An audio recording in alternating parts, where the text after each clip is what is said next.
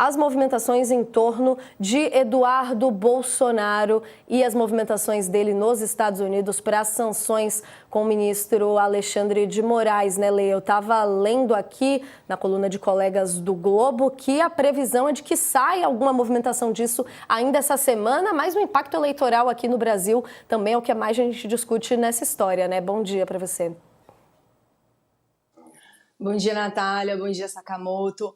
Pois é, na semana passada eu até mencionei isso numa coluna, quando tratando sobre essa questão da sanção contra o Moraes, que existia uma expectativa ali de que em um período de 10 dias, ou seja, até o fim dessa semana, comecinho da semana que vem, que saísse alguma coisa. Bom, o que a gente tem, por enquanto, é que esse negócio está caminhando lá nos Estados Unidos, essa articulação para punir de alguma forma o Alexandre de Moraes. E isso não é de agora, isso já vem se arrastando há vários meses, desde o fim do ano passado.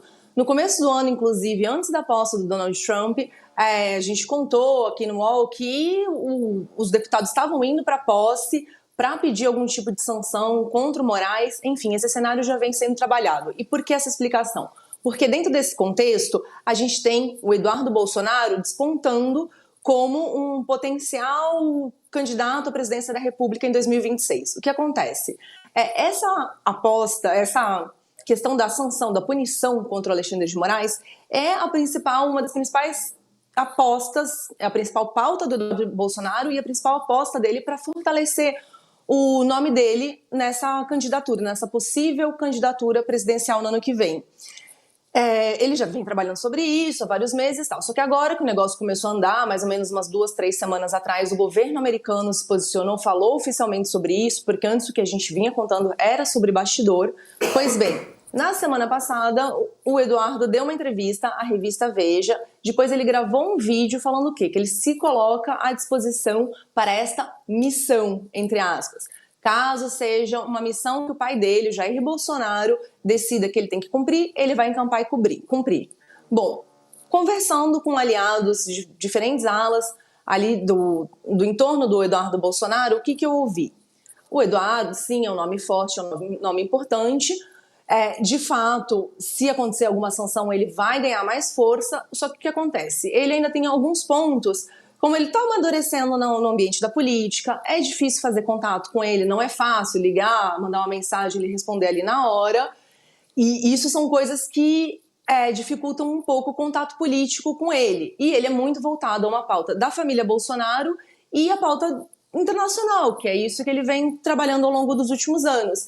E então, que transformar isso para um cenário, para uma pauta nacional do Brasil, desse espectro da família e do cenário internacional, a articulação com a extrema-direita ao redor do mundo, com Viktor Orbán, com Donald Trump, é mais difícil conseguir construir essa candidatura de uma forma unânime de partidos do centro, da centro-direita, da direita, da extrema-direita, enfim, de construir ele como este nome de consenso para a presidência no ano que vem.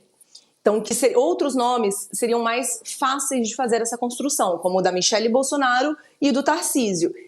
Do Tarcísio de Freitas, que é o governador de São Paulo. E está existindo nos bastidores uma discussão, a gente sabe que ainda falta 1 ano e meio para a eleição, mas que, sim, Tarcísio e Michelle seriam mais fáceis para aglutinar forças ao redor deles, todas as forças políticas. O que todo mundo fala, que a gente vem repetindo desde sempre é um consenso que o Jair Bolsonaro vai escolher o nome que vai liderar a direita em 2026. Quando o Jair Bolsonaro decidir, ele der o aval a essa candidatura vai ser encampada. Umas são mais fáceis, outras são mais complicadas. A do Eduardo tem um pouquinho mais de dificuldade. Natália.